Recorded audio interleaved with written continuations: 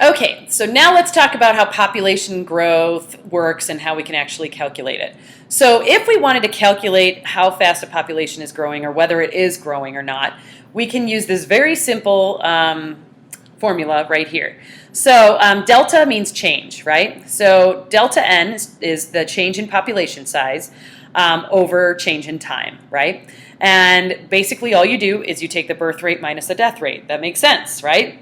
So that's kind of how you calculate it. Now, obviously, there can be way more that you can put into that, but that's how you basically you're going to say, yes, it's growing, or yes, it's declining. Okay, so one thing that's really important to look at is something called carrying capacity. And carrying capacity is going to be where it levels off. So obviously you've probably seen graphs of, you've got this crazy, crazy graph where things are just going up and up and up, and eventually it just kind of plateaus.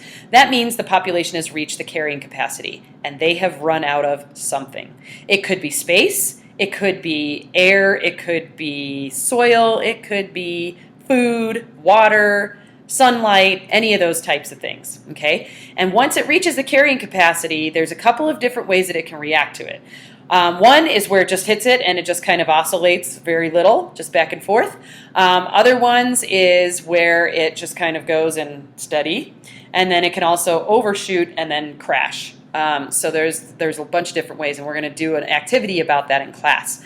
So obviously that's going to vary depending on what type of resources are going to be limiting. So here you can see a graph showing paramecium, which are just little protists that we've got in a petri dish. And what's going to happen is while resources are great, their population is going to explode, and when they start to run out of resources, it's going to level off, right? That's a very, very typical carrying capacity type of graph. Now, this next graph gives me nightmares because this is actually the human carrying capacity, human population graph. So you can see we were pretty steady, everything's pretty cool. We had a little blip because of the plague, and then, holy Moses, we just shoot up like that, right? So that's scary. We supposedly have started to kind of not be straight up and kind of go one way, but not much. So the big question is, what is our carrying capacity as humans? What are we going to run out of? And so we're going to talk about that in class, but really it's a good question. Is it going to be water? Is it going to be space? What could it be? And also, at what point do they think it's going to happen? So there's numbers all over the place about when that's going to happen, at what number.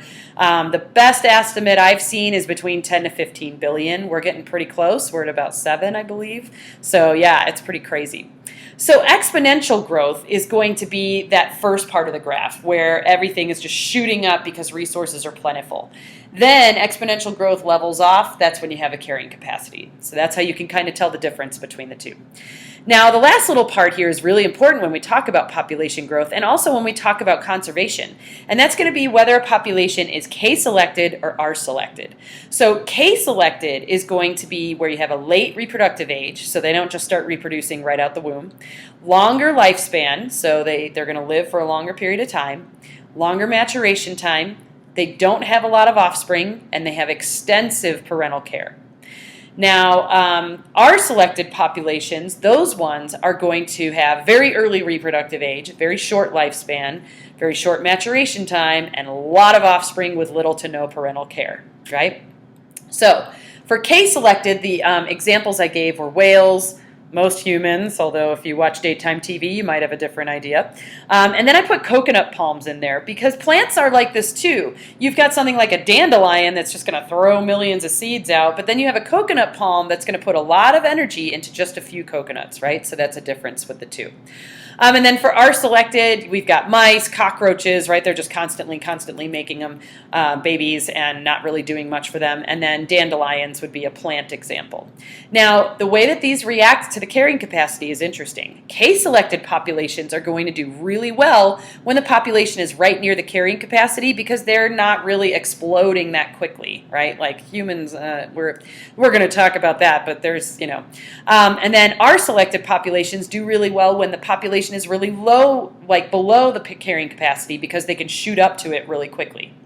Now, as far as conservation goes, you got to take this into account, right? We talk about save the whales. The reason the whales are so In peril is because they take years and years to actually get to the age where they can have babies, and then they're pregnant for like 2 years, right? So for them to replace themselves takes forever, as opposed to, some sites like Save the Cockroaches. You don't really hear that, right? Because they're doing really well.